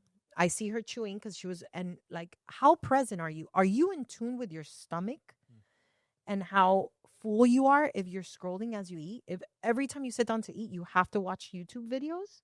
Yeah. How are you connected to Again, it's an addiction, right? And that's harder to break and especially when they start young, right? Like I see when we had the office in Gainesville and I would interview interns or potential interns, from what I saw in the student population, at UF 10 years after I graduated, almost 15 years after I graduated, totally different people. Totally different. Like I got Snapchat the tail end of my college, but like I got Snapchat to spy on my kids. Yeah, we didn't even Instagram wasn't really even a thing. Like it had just started, but nobody was using it. I remember scrolling on Instagram and getting to the end of my feed. Yeah, se acabó. And now you can't do that. They just keep pumping. Be on there. Be numb as long as possible. And these kids that are chat GPTing how to respond to clients. drives me crazy. I'm not. They need ChatGPT to communicate. To communication. You know what I do love? That's part of that because I have to. I stopped. I had like 2 weeks that I was like chat GBTing everything. But the emails, man, how it's incorporated, the AI, and it's like you write an email because I hate technology. I hate computers. I hate emails. Like, send me a text message if you send me an email, by the way.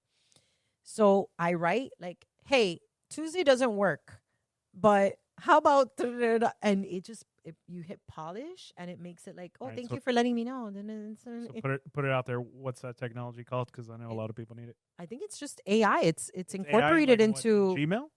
mine is on Gmail. People don't even notice it, but it's like a little thing and it just says polish, elaborate. Like you could choose what you want it to do. That's I great. don't know. Google Assistant. Is it? We're hearing that's the Google Assistant AI. It's part of my Gmail. Like when I write an email, it's right there. Polish. I love Very it. nice. I don't know. Or like, I'm an Outlook guy. oh, you're like, I love part of me an Diana's crew. Yeah. Call me old school. I still give out physical business cards. Me too. I just had a discussion with someone about that today. Well, I don't understand the whole thing. Oh, here's my e-card, and then what? I'm supposed to screenshot it? You know what happens to me? That's exactly what I just told him. The gym owner that I introduced you to. Yeah. He pointed at my little card thing and he goes, oh, you have a trainer there. You know, you should have me there. I'm like, give it to me. I'll put it. He's like, oh, I don't do business cards. That's the thing of the past. I'm like, who said? Yeah, no. When I go to a networking event and you give me your little QR code, when I leave, after I talk to 30 people, how do I find you on my phone? Exactly, 100%. Because I remember the insurance. I'm really good with names. So I might remember if we talked long enough. But if I didn't have that moment with you, like if I talked to you a really long time, but I talked to Diego for 2 minutes and I'm like, man, what was it? The guy with the watches. What was his name? I barely talked to him. I don't remember his name. How do I find him in my phone? 100%. Don't give me your stupid QR code. I get all my business cards from an event and I binder clip them together with a little Post-it note that puts the event and the date. And I have a drawer with all those business cards. So that if something comes up, and you know where to go. Because I will remember where I met you, right? And I will remember the line of work. Might not remember the company. And I might not remember your name, but I will know where and when, kind of thing. Narrow it down, and then if I flip through those cards, boom, there it is. Yeah, and some people write notes on them.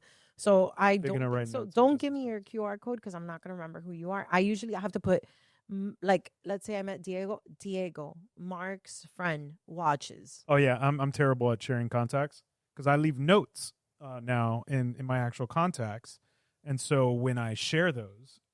Now on the Apple, you could unselect the fields that you want to share. Before, I was sending everything, and I'd be like, "Oh, Nalanys, cat named Domino," and they would be like, "What?" And her home address. I gave it all away. Or my mom. My mom has changed her number a few times, so my mom right now is Mom Hernandez. So like, if you ask me for her, like I'll send it to you. Oh, by the way, her name is Angela.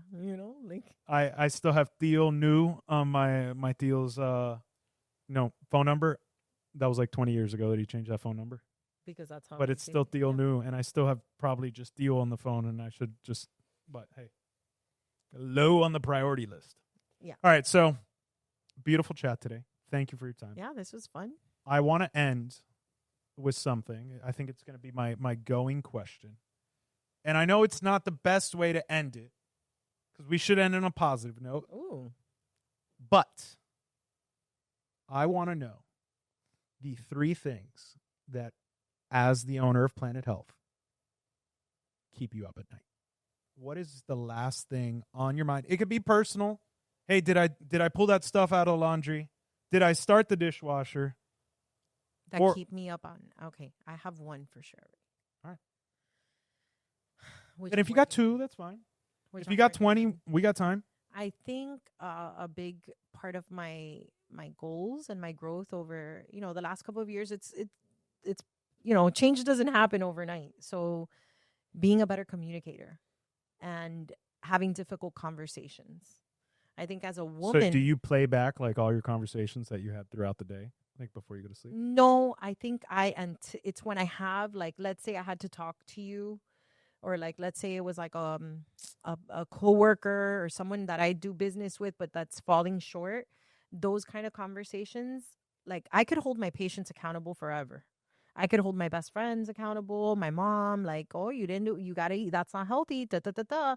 But when I have to face people that are not delivering and not giving me my money's worth or not showing up the way that they should, I have a really hard time vocalizing that. So continuing to get better at that, that's what keeps me up at night. Okay. Like right now I have like 2 or 3 people that I need to face the music Thinking of it with. right now. Yeah, I need And now you won't stop thinking about it. Yeah, it just happens. It's like, and then I realized that a big challenge for me, a big reason that those conversations become very difficult is preparation. And that's something that my best friend, Diana has taught me. Like, you can go into a meeting unprepared. 100%. So now when I have to have those difficult meetings, I bullet points, my notes, writing things down is another. I think the biggest challenges for me as a business owner is me having the habits that lead to being a successful business owner. So preparation, organization, those kind of things. And like, those are things that really are challenging to me. And I'm like, why can I hold everybody that I love accountable? But then these people that are not doing me a favor, that I'm paying for it, why is it so hard for me to get what I deserve or what I paid for or blah, blah, blah. So that's a big one. Okay, number 2. Like that was 1.5. Maybe that was 1 and 2. Yeah, that was kind of. That was like 1 and 2. Right? 1 was definitely communication. 2 was preparation. Mm-hmm. So number 3. Number 3. I would say 2 things. Like I'm thinking like networking and follow through, both of them. Like networking, I'm still not doing enough. So that keeps you up at night? What can I go to? Like, what am I missing out on? Or like, I think I have a lot of like ideas, like, you know what? Being my own billboard. I think that's what it is. Like, okay. For me, for some reason, being humble is very important because, as I told you earlier, come from nothing. My grandmother, was a janitor, y a mucha honra. And like, I was always like that. Like, so I'm not allowed. It's like, it's a personal thing, right? My subconscious mind. If I'm posting about my business on my personal page of Instagram, then I'm being like, I'm bragging or I'm annoying people. Who gives a shit? Amen. Like, you need to be your biggest cheerleader, advocate. Cheerleader. Like, why would I not roll around? Why should you feel any shame presenting and representing what you spend the majority of your day doing? Yeah, like I think that's like being able to like speak about my business in every single room I step in, because nobody is going to sell my business better than myself. Amen. I love it. I care for it. It's my baby. I need to do that. Like I can't be shy about that. And that's leading by example too.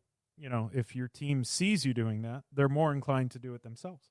Mm-hmm. And I think it's important that people that are part of teams, part of, employees should feel that pride. And I think that starts with the founder. Mm-hmm. If the founder isn't prideful and representing themselves loudly every day, that rolls downhill, right? Yeah. And they're going to be like, well, if they're not talking about it. No, it's true. And I see it when we have meetings, which is another thing. It goes back to like that preparing, right? If I have my meetings every Friday like I'm supposed to, then I'm bringing up, guys, why are you not bringing people in for the facials? Why is this not happening? Why is that? And next thing you know, next week, it's like, oh, a friend of mine is coming. Da-da-da-da-da. Like, but doing those things are important. Making sure that you are like, this is my baby. I need to be proud. The same way I will show you 20,000 pictures of my daughter. Amen. Yep. Why? If you want to see pictures of Reagan? Yeah. Just let me know. I'll put a slideshow in. Exactly. Like, why can we do that? Like, at least for me, that's a big challenge. I feel like I'm bragging on my business, And do you feel as though in your business, it's something that can serve everybody in some capacity? Yeah. Or you see, now put me in the front desk and have me check someone out. Like, I hear myself and I'm like, bro, I'm a freaking badass. I'm not faking it. I'm not faking it. It's just my natural state of being. Like I told you guys in our meeting last week, I had a couple come in for weight loss. I checked them out. I started talking to them about other things, about how they can have me as their coach to like check up on them. I'm not a nutritionist, I'm not a nurse practitioner. I just like to share the knowledge that I have. Um, you know, and on top of that, I talked to them about BNI because they mentioned to me that they had a new business, and I'm just like, and I've had like staff members like, tell me like, bro, you're a badass at selling. Like you're so good at, and I'm like, yeah, and not giving myself enough credit. Because to you, you're not selling. I'm not. Just That's having what a it is. conversation. I'm not trying to sell. When I do that, I'm not trying to sell. Right. I'm just super excited Not about looking it. at trying to get another dollar out of this patient. You're passionate. Yeah, I'm excited about you having nicer skin and people telling you like, oh, you're glowing. Like that is like the best thing huge. ever. Skincare, guys, that's important too. I'm working on a skincare routine. Ali's got me on something. Ali's got you. You told me like you. I do like a serum, a spray, and then another serum. A serum. That's good. It's like a hydrator, Mm-hmm. a spray. And what are you washing your face with? Bar soap. Nice bar soap though. I use Buff City. Yeah, I get yelled at for that one still. No. But I mean, look at this face. It's been perfect. Dehydrating. I know. Pero bueno. I'm working on it. And that's another thing as a business owner. You have to meet people where they are. You know, sometimes we want everything for someone and we have to understand that people aren't there. Yep, 100%. So you got to meet them where they are. Modify yourself for everyone. Well, nice. It's been an absolute pleasure. I had a blast today. Thank you. I'm Thank so you excited for being of this first. new baby that, Rosie gave me. Rosie gave you the dollar sign. I like that. She gave me the dollar sign, baby. I like that. Thank you, Mark, for cheering for me, for being a billboard for me, for just, holding space for me, for cheering, like what I said, cheering me on. I'm so grateful to have met you through BNI. I thought you were just this crazy guy that came to that. Well, I am. Yeah, but I just thought you wanted to like party. Like the day that you came to the party, I'm like, oh, these people really enjoyed the sangria. And you're not just about partying and having a good time. Like you have I'm like an onion. I got some layers. Yeah, for real. I'm so grateful for BNI and for you guys and for this idea and the babies that are going to come from this idea. Well, I love your growth that I've been able to witness over the 2 years. Thank you. Personally, professionally. It's been a lot of fun. I'm glad we've built the relationship that we have. Same. I didn't even think you guys wanted babies. I feel like I'm the most excited about Reagan. It was a right time. It was such a surprise. So it was very much planned. But we had a checklist of things, and I know that's terrible to say. There were things that we wanted to get to professionally, personally, travel's huge. But now you see you could travel with her too, right? Yeah, I mean, we're trying to book Japan for April, so you're gonna do it. I can't wait to see the pictures. 100%. So yeah, it was. I didn't want to rush into it, and I think for us it was important to be married, super important. For some time and enjoy that time before adding a baby to it. It has changed the relationship. Yeah, 100%. It does. As a person that is recently divorced, if it's one thing I wish I would have done differently is maybe getting married before I had my baby. You know? And look, I'm not here. Everybody has their own path and their own process. For us, that is the way that I wanted to do it. Is I wanted to enjoy the company of my best friend, my wife. Mm-hmm. She's my partner in business. Partner in life. On paper, but also like just any idea. She's my first sounding board. I love it. And you guys are so different, but we are. And that is why she is my first sounding board. And challenge each other too, which is really important. And she does. And the first thing is, a lot of times she says yes or hell no. There's rarely an in between. Say about this thing. She woke up with me at 5:00 in the morning when she was like, "What are you doing?" And she was feeling sick this week. And I said, "Well, I can't go back to sleep. I had that conversation with Nalanys, and now I want to do it's time to pull the trigger." She woke up at 5 a.m. and stayed up with me for about an hour and a half, trying to pick a name. I love that. Picking out equipment, looking at reviews. We divided and conquered. So she's like, "Well, if I help you, will you go to bed, back to sleep?" The answer was no there. But she went back to sleep, but she helped me, and you took care of Reagan so she could sleep. And I took care of Reagan. I took her out onto the sofa, and I couldn't do this without the support of her. Well, I hope that I am as blessed, and I know I will be as you, You will. to find someone that challenges me, that helps me. I love that for you. And I love that for Ali too. I very much wish that everybody finds a partner in life, Amen. because it does make it easier. Mm-hmm. In some regards, makes it harder in others. Absolutely. But you got to take the good with the bad, right? Yeah, but I enjoy sharing all the moments with her. I love that. And especially Reagan. Yeah. Little cutie with her shirt. I think she looks like you, by the way. Sorry, Ali. Yeah, I know. She's Those eyebrows are, those big eyes. Oh my god, those she's eyebrows so expressive. are But she's got mommy's attitude. Yeah. She's already copying her mannerisms and stuff. And I think it's the cutest little thing to see a mini version of my wife. I love that. I see that in Celeste all the time, and I love it. It's great. It's fun. Well, I wish you many blessings with your podcast, and may Thank this be the seed that is planted for my podcast. Absolutely. Right here. And we're neighbors, and we're willing to help you with everything. I love it. I'm going to borrow all your supplies the same way. He would let me borrow the... I store here? What? Yeah, let's do it. Let's just convert this into... This would be cool, man. I love Everybody that walks by is like, what the hell are they doing in there, right? Next level. I mean, we look like a production. We're gonna add a little snapshot from here. Yeah, we need to soundproof a little. I haven't heard any feedback. No? Okay. Well, but we'll find out in the final edit.